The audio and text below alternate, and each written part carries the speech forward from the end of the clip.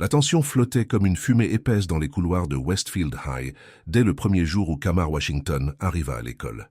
C'était sa première année là-bas, et avant même d'entrer dans la salle de classe, elle savait ce qui l'attendait.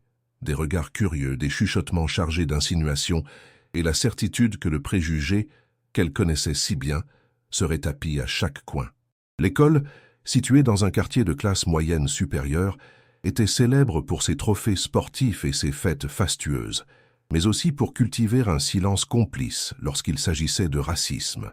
Kamar entra, portant son sweat lilas préféré, ses tresses attachées avec des élastiques dorés et un regard déterminé qui semblait défier le monde de douter d'elle. Depuis Atlanta, où elle avait grandi entourée d'une communauté diverse et bruyante, elle avait appris que le silence était souvent l'arme préférée de ceux qui ne voulaient pas d'elle, mais elle n'était pas venue pour être invisible.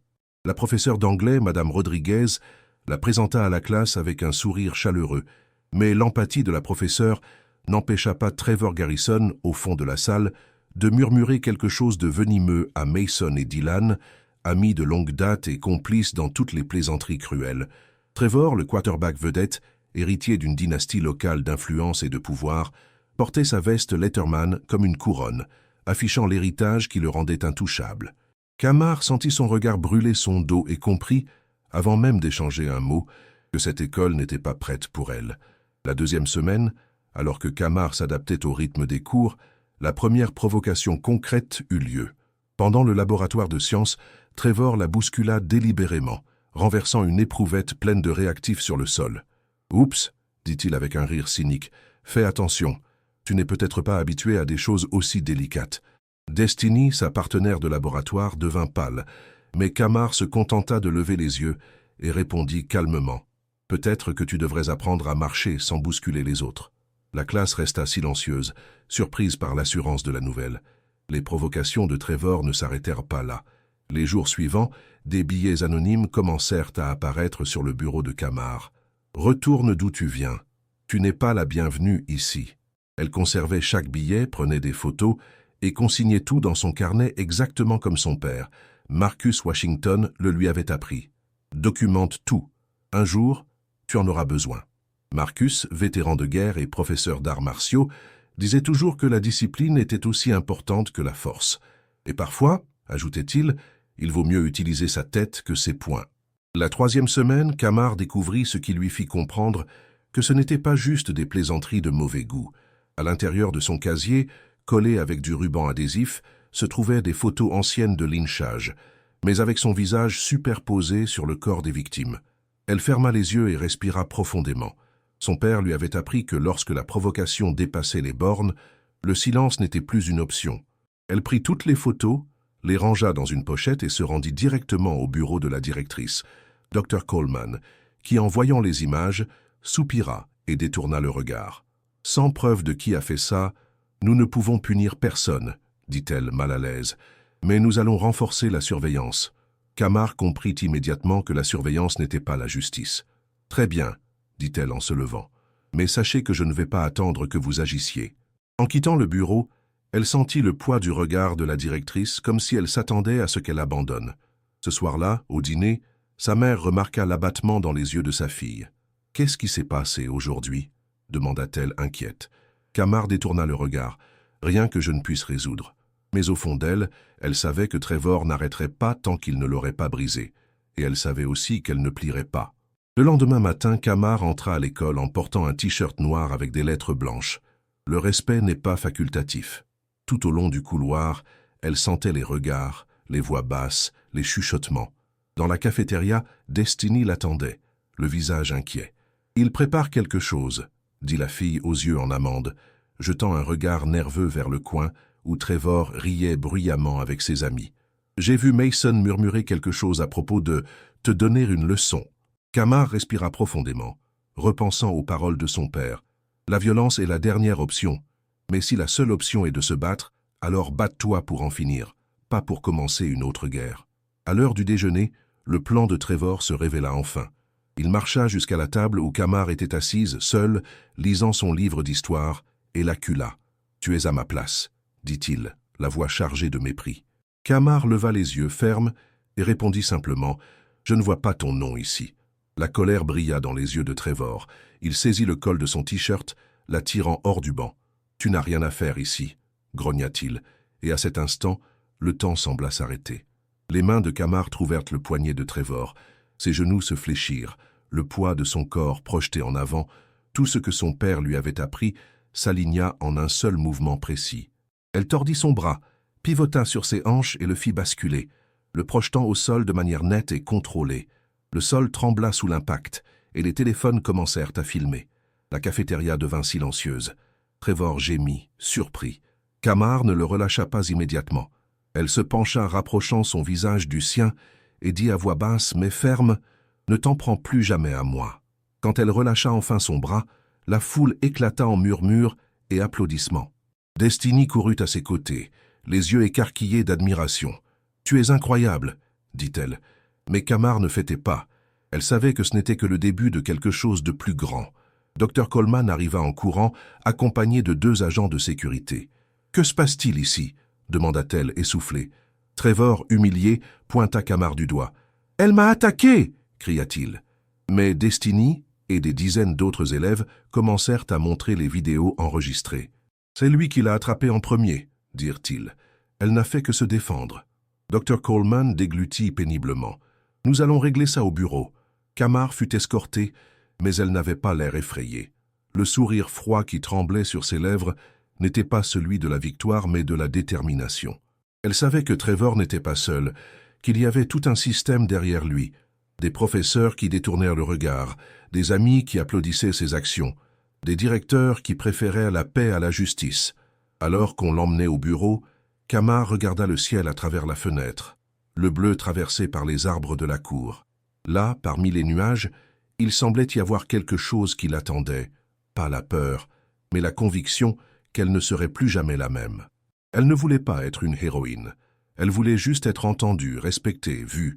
Au bureau, Dr Coleman attendait, les mains tremblantes, tandis que la mère de Kamar, encore en uniforme d'hôpital, arriva précipitamment.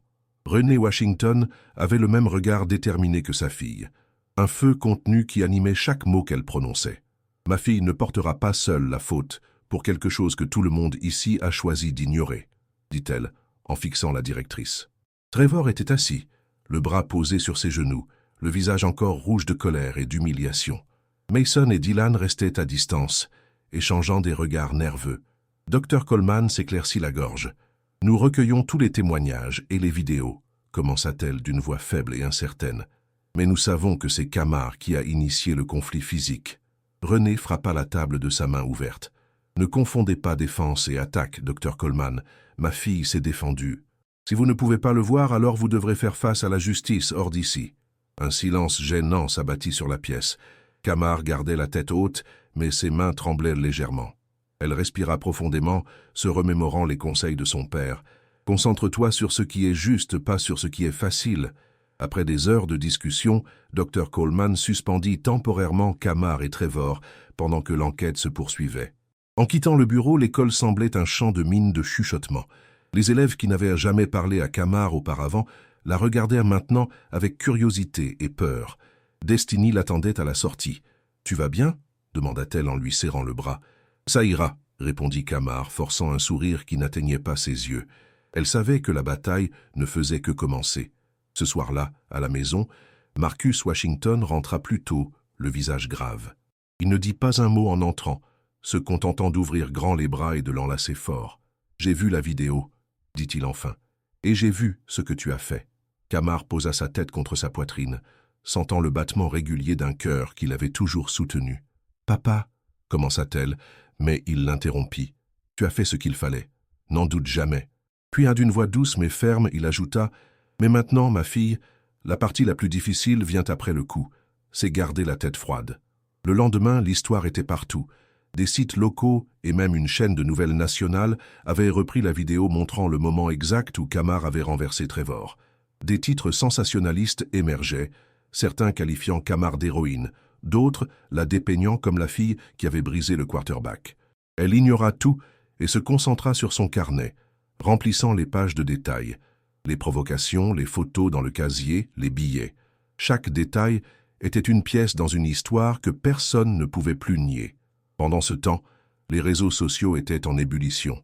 Certains camarades qui ne lui avaient jamais prêté attention commencèrent à lui envoyer des messages de soutien. D'autres, plus prudents, restaient silencieux, craignant la réaction de Trevor et de son cercle. Et il y avait aussi ceux qui laissaient des commentaires cruels, l'accusant d'avoir exagéré, d'avoir utilisé la violence pour résoudre un problème qui aurait dû être réglé par des mots. Elle lisait tout, mais ne répondait pas. Elle avait appris de son père que toutes les batailles ne valaient pas la peine. « Choisis tes combats, mais bats-toi de toutes tes forces quand le moment est venu », disait-il. La suspension forcée signifiait que Kamar resterait à la maison pendant quelques jours. Elle profita de ce temps pour s'entraîner avec son père dans la cour. Chaque mouvement était une leçon de contrôle. Coude près du corps, respiration lente, regard ferme. « Souviens-toi, ma fille », disait Marcus en ajustant sa posture. « Le combat n'est pas seulement physique, il est mental, il est émotionnel. Et ce qui te rend forte, c'est de rester calme quand le monde veut que tu perdes le contrôle. » Kamar absorbait chaque mot, chaque correction, comme s'il s'agissait d'armes secrètes.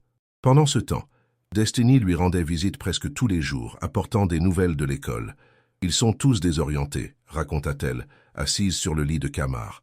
Certains professeurs essaient d'agir comme si rien ne s'était passé. D'autres commencent enfin à parler de racisme et de harcèlement. C'est comme si tu avais ouvert une plaie que tout le monde faisait semblant de ne pas voir. Kamar écouta en silence, ressentant la force de chaque mot. Destiny lui prit la main. « Tu n'es pas seul, Kamar, je te le promets. » Quand les jours de suspension prirent fin, Kamar retourna à l'école la tête haute. L'atmosphère était différente. Les couloirs qu'il ignorait auparavant se taisaient à son passage. La table de Trevor à la cafétéria était étrangement vide. Mason et Dylan restaient à distance, comme s'ils avaient enfin compris que la force de Trevor n'était qu'une façade. Madame Rodriguez elle-même l'accueillit avec une étreinte discrète avant le début du cours d'anglais. « Je suis fière de toi », dit la professeure, les yeux embués, « pour tout ce que tu as affronté et pour celle que tu as choisi d'être. » Mais la lutte était loin d'être terminée. Le père de Trevor, Richard Garrison, commença à faire pression sur l'école avec des avocats coûteux et des menaces de procès. Les parents de Kamar, cependant, étaient prêts.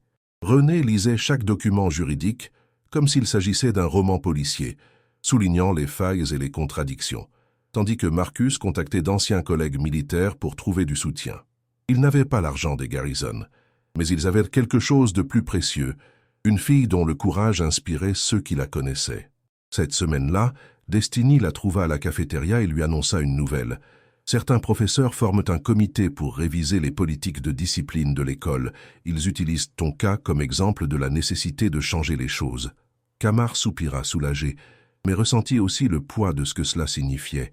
Elle n'avait jamais voulu être un symbole, mais si être un exemple pouvait empêcher quelqu'un de vivre ce qu'elle avait vécu, alors cela en valait la peine.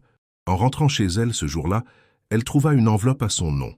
À l'intérieur, une carte avec des mots manuscrits « Merci de montrer que nous pouvons nous battre. » Anonyme.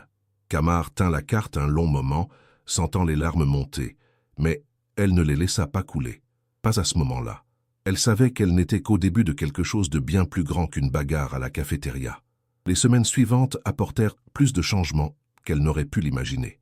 Le docteur Martinez, nouveau surintendant du district, visita l'école et demanda à rencontrer Kamar. « J'ai tout lu sur ce qui s'est passé, » dit-il avec un regard sérieux mais empathique. « Je veux que tu saches que nous n'allons plus tolérer ce type de culture, et je veux entendre ce que tu as à dire pour que nous puissions commencer à réparer ça. » Kamar hésita un instant, puis parla, sa voix calme et ferme. « La première chose que vous devez comprendre, c'est que le silence est aussi violent que les agressions. » Ce soir-là, en regardant par la fenêtre de sa chambre, Kamar ressentit quelque chose de différent dans sa poitrine. Ce n'était pas de la peur, c'était quelque chose de plus puissant, une force tranquille qui surgissait lorsqu'on savait qu'on était sur le bon chemin. Son téléphone vibra avec un message de Destiny. « On dit que tu es une inspiration. Moi, je pense que tu es un rappel que personne n'a à accepter d'être écrasé. » Le lendemain matin, Kamar entra à l'école d'un pas assuré. La cafétéria semblait moins menaçante, non pas parce qu'elle était plus sûre, mais parce qu'elle savait qui elle était. Elle savait que sa force ne venait pas seulement de ce qu'elle avait fait, mais de celle qu'elle était devenue. Destiny la retrouva dans le couloir, souriante. « Tu es la preuve vivante qu'ils ne peuvent pas nous abattre. » Kamar lui rendit son sourire, certaine que son père serait fier. Elle n'était pas seulement la fille qui avait affronté Trevor Garrison, elle était le leader d'un changement qui commençait à se propager, une étincelle que personne ne pourrait éteindre.